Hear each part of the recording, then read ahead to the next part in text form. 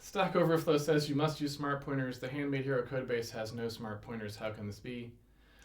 Um. So roughly what I would say about that is you can imagine, if you imagine like a programmer's life cycle, it looks something like the following.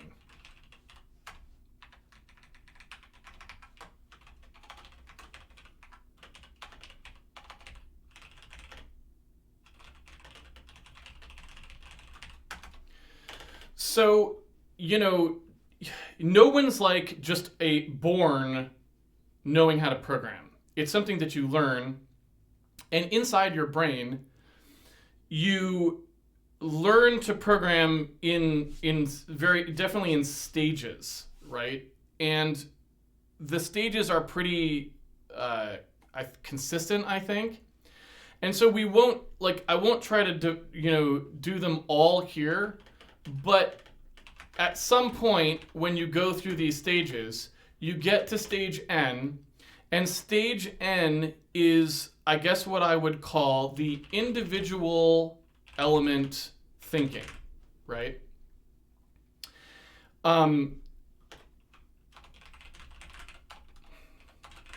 Individual element thinking is when you think of each specific piece of data in your code as having its own lifetime.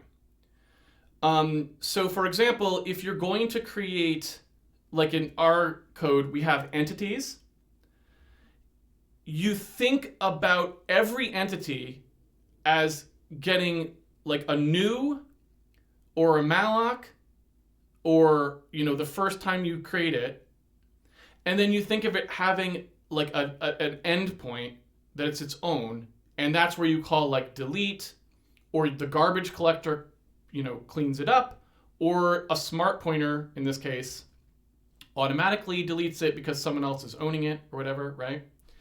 And these architectures tend to look like they have like RAII style.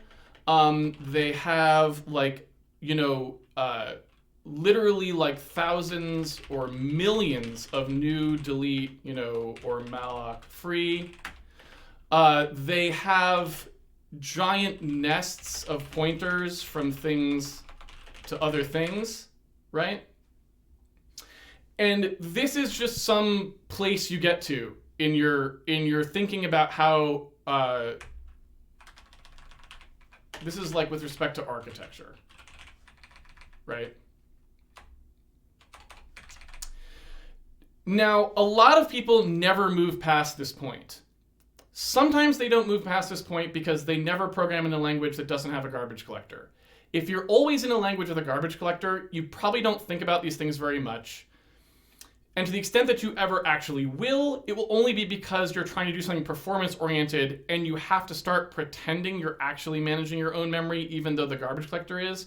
And most people who write games in garbage-collected languages have had to do this. But if you're just doing things that are not like performance critical in that way, you wouldn't know, you'd never have to get past here, right?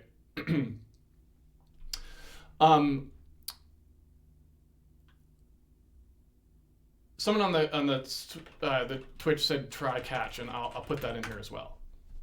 So this is individual element thinking, and it's something everyone does. I've definitely had a period where I was programming that in. So I don't want to say that people who do it are stupid or something, because everyone does it. Like there's no not doing it. I don't know anyone who ever successfully avoided this stage of thinking. The stage is stupid, meaning the code you write will be stupid, but you are not stupid because everyone does this at some point. The key is you have to get to N+1 at some point, which is group thinking, right? And at group element thinking stages, this tends to be like large collections created, destroyed at the same time. Almost no, very few new delete malloc free. Heavy use of scratch space. Typically like hashes and reuse show up in here a lot. So when you're talking about making this jump, when you make this jump from n to n+1, so smart pointers live here, right?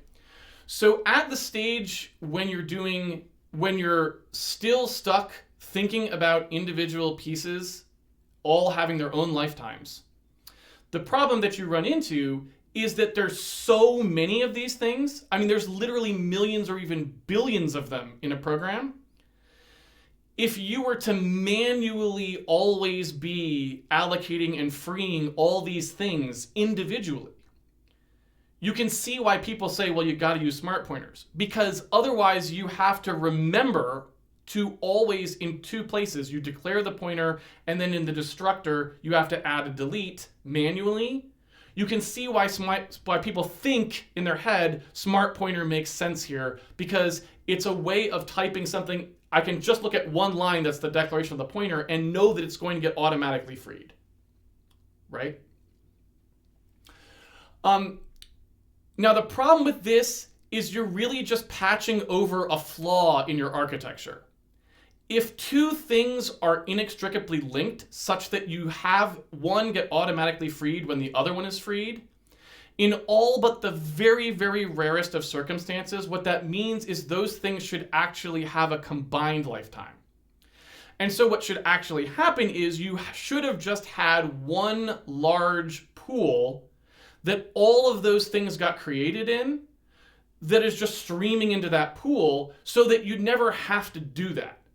The pool gets freed together, so you don't need to have this rat's nest of pointers that you crawl through to make sure you eliminated everything. So that's what we do in Handmade Hero. We just have pools that get freed at the right time, and everything that goes together goes in the pool. So I never have to sit around running around grabbing pointer, which is what a smart pointer chains, that's what they do. One person gets freed, it crawls to the next person, gets freed, crawls to the next person, gets freed, right? It's extremely inefficient. And so you're just wasting the user's time by dynamically discovering the scope of a group that you should have already known, right? So basically, when you move from here to here, smart pointers become irrelevant. You really don't need them anymore, right? Because you just don't have ownership concerns like the kind that you have here, right? You could say ownership is a constant concern and mental overhead, right? Whereas here, like, ownership is obvious and trivial in 99% of cases, right? So basically, like, the thing to understand here is just that all of the advice you see online pretty much is for people thinking at this level, which is not where you want to be. Like, you're going to have to go through it at some point to understand what's going on, but your goal is to go from here to here. So advice like use smart pointers or the Rust borrow checker, like all that stuff, those are for people who are still not very good at programming, right? They're in a stage of architecture that is very limited and not appropriate for modern, high-performance, well-architected code. It's an old way of thinking that just still is very prominent, and you're just seeing advice from that. Just the goal is to move on, right? So don't waste a lot of time learning all of this crap. You will have to go through this stage because everyone does eventually, but the goal is to get out of it as fast as you can, because 100% of all code written in this style sucks. There is no such thing as a good piece of code that has these ideas in it, because they are inherently inefficient, buggy, and over-architected, right? They're just not good, right? So this is what you're looking at, and so it's hard to discern when you see advice like this. You're like, where is it coming from and what does it mean? That's what it means. It means that people are in this land and this is where they live, and until they move from N to N+1, they're going to constantly be thinking things like RAII or smart pointers are good, but they're just not. They're just lousy architecture, and when you move past them, you notice immediately. You're like, oh wow, like actually all of that crap that I used to have to spend time dealing with is just gone now. Does that help? Suncoder says N+2 is when you've reached guru stage after 30 years and your code finally looks as simple as written by someone at N-3, but is free of all the BS. You're absolutely right. Like basically, my code now looks a lot like my code from 20 years ago, minus a few very critical, stupid things, right? But it's hard to get there. That's why I say, like, I try not to be too derogatory to people who talk about these things, because it was me, right? The temptation is, once you know that something is stupid, to say that someone who does it is stupid, but it's important to remember that you were also stupid, right? So, stupid is as stupid does, right? So, like, I've done all this stuff, and so I know that you go through that stage. So I can't say, like, don't do this, it's stupid, because actually everyone will do this at some point. What I'm trying to say is that, like, look, it's a phase we go through, it's not a good idea, and so the goal is just to move past it as soon as your brain is capable of grappling with what's actually going on, right? You can think of a similar thing as, like, it's like the scope of your thinking has enlarged. So at this point, your brain is only capable of focusing on, like, a very small piece of code.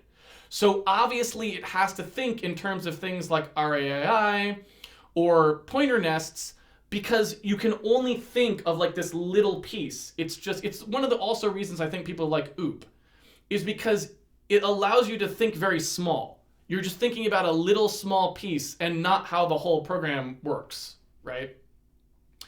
And as you can get even just a little bit larger, so maybe you're not at, like, the whole system yet, but you're a little bit larger, and now you're thinking of systems in the code, then you can move out to, like, oh, actually these things flow and bind together, right? And when your brain can get there, then you can just throw all this away, because now you never need it anymore, right? And you're up to here, right?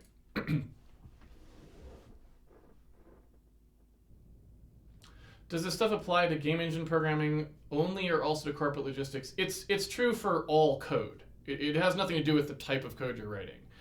Your code is always better if you think about things in terms of groups that work together, as opposed to thinking in terms of pigeonhole elements, right?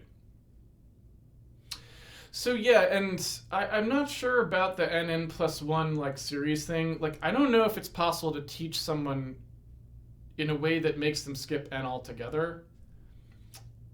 It might just not be, right? It might be that like I said, it's a scope issue. Like, your brain has to start thinking of the fundamental unit as not being little micro allocations, right?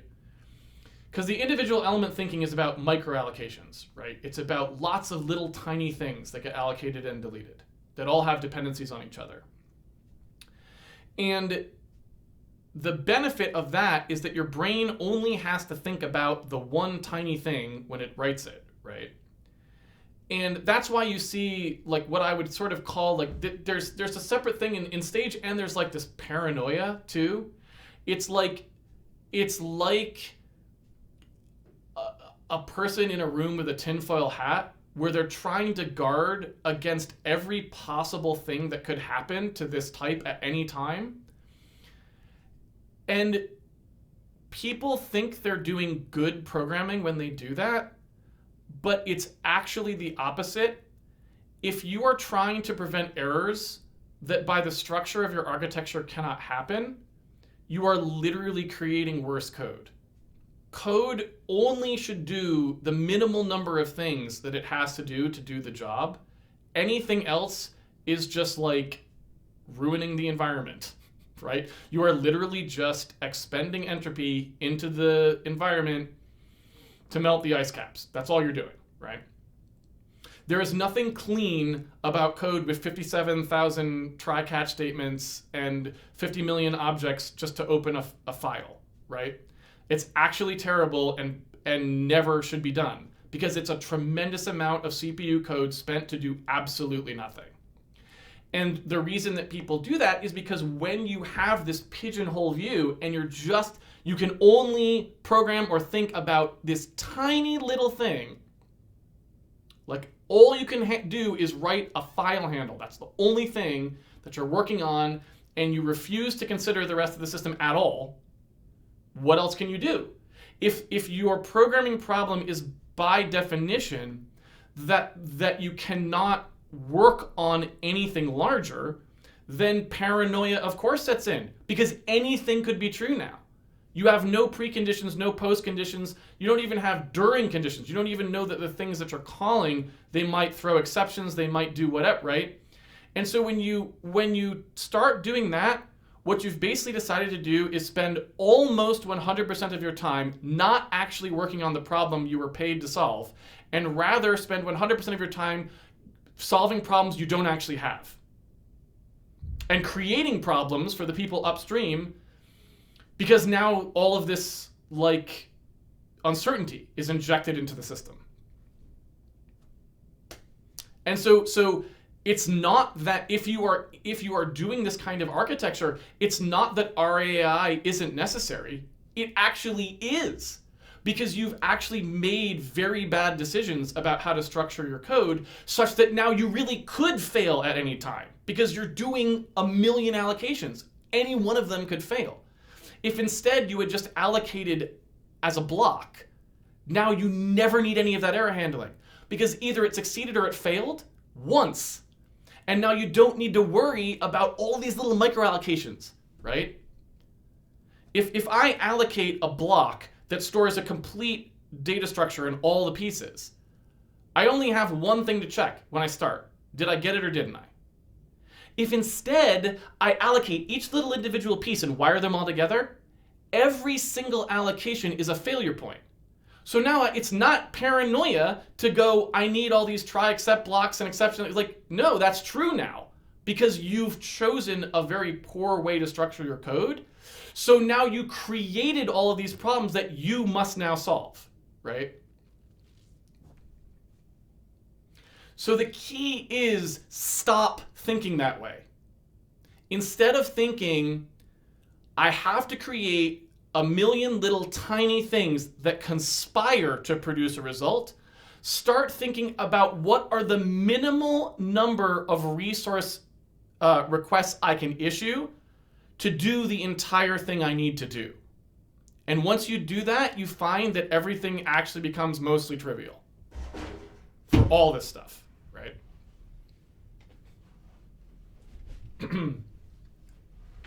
So I can tell you a simple example of a step from n to n+1 that, so when I did the first version of the character animation system at RAD, I still was at stage n. And when I did the second edition, I moved to n+1. And the small step that I took at that time, the first step, was going, hey, if I have something like a character that has a certain number of bones and a certain number of meshes, right? What I used to do is I used to like new a character, and then I would new an array of bones, and I would new an array of meshes, and then the meshes would an array of vertices, right? All I did in that first step was I just said, oh, actually, when I create a character, I made this little thing that allowed me to say, here's all the memory that I need. I need this many meshes, this many bones, this many this for the character. And I just had a little utility function, utility struct I wrote that allowed me to like say, here's the stuff I need. go, and it would then try to allocate that entire block of memory that would be needed for the whole thing, and it would parcel it out. So then it would like set the pointers properly, automatically for me. That changed 5, 6, 7, 8 failure points into 1 failure point, which is way more reliable, right? Just that one step makes it 8 times less likely that your code will fail, that you have a bug somewhere, right? And so it's just a case of just like start wherever you can. Anything you can do in your code base to do less, to make less calls or operations that can fail, right? Just try to start collapsing them together. And eventually, right, you get to the point where you've got like a typical thing that me and John Blow do now, and I think DICE does this too, so even like the EA games do this, is every frame you just have an arena for that frame of memory, and anything that's specific to the frame just goes in there. This eliminates literally like thousands to hundreds of thousands of allocations that happen in the kinds of systems that don't think this way. Just that one thing.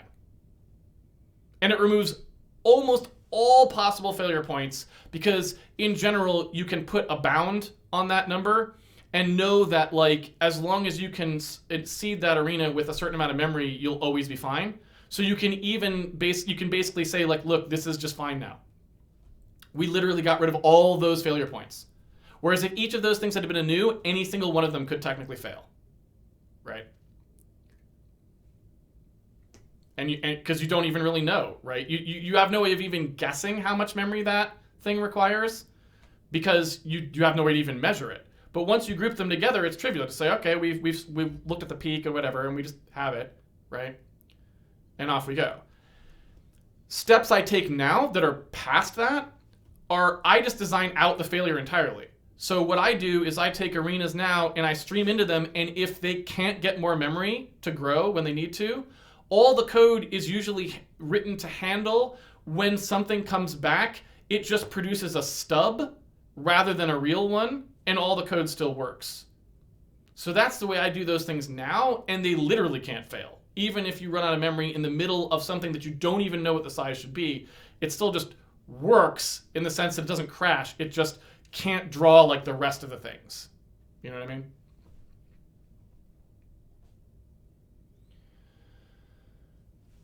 Am I concerned at all with secure coding concepts to cover undefined behavior with people looking to exploit it?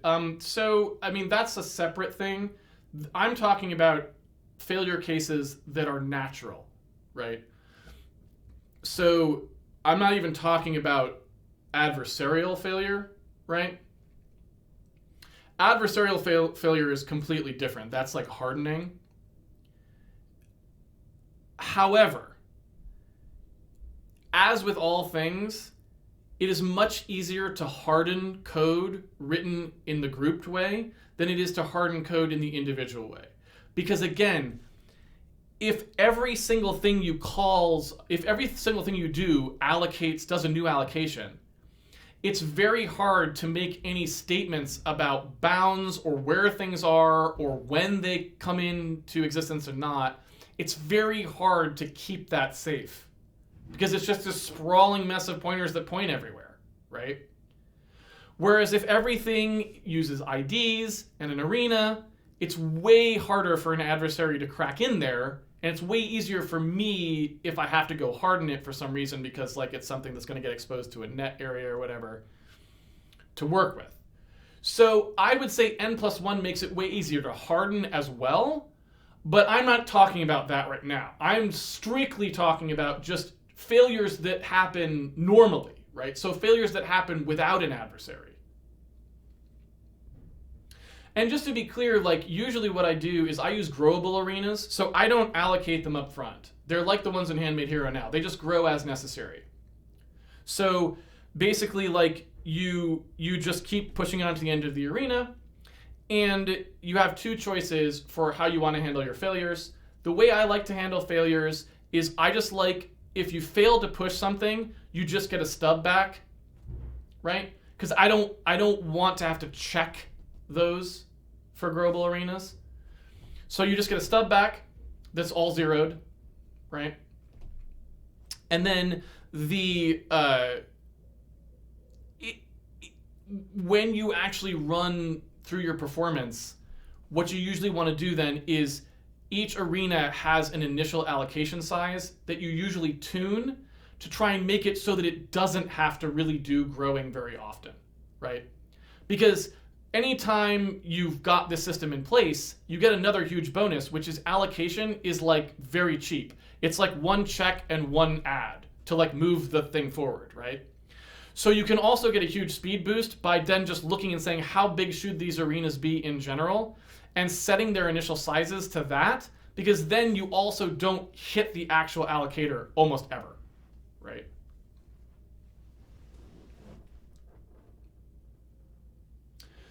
Let's say I want to push some dynamic amount of data and I run out of space. The calling code expects n bytes and will write n bytes, but I don't have n bytes. How do you handle this case in that style? You've got two choices. So one choice is that you actually write your code to look at what comes back and handle it, right? And that's still the N class way. I usually do that though, and the reason for that is because it's usually actually not that hard to do, right? I tend to check those things anyway, but you can decide not to do that. What you can do, if you'd like, is you can just return a ring mapping. So similar to what happens in when you call mmap on Linux, where it just maps the same 4K page repeated like forever, right? So then you can just return a pointer to that page and people can read and write to it for the rest of time and they'll never crash, but they also didn't actually do anything. So that's a good option if you literally, like if you really just want to go, look, I want to handle any failure cases here, but I also don't want to introduce any overhead into the code or possible mistakes because a lot of people are going to be using variable sized things. I don't want them to have to test anything.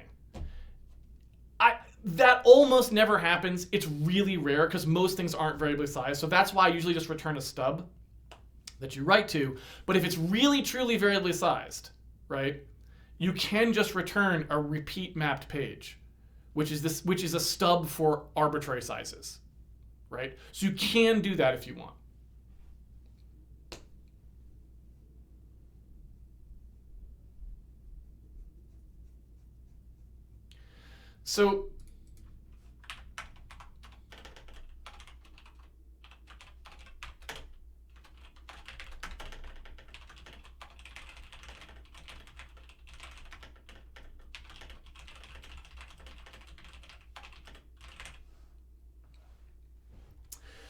So the way that I do stub stuff is I use what I call zero is initialization. So it's like RAII but good.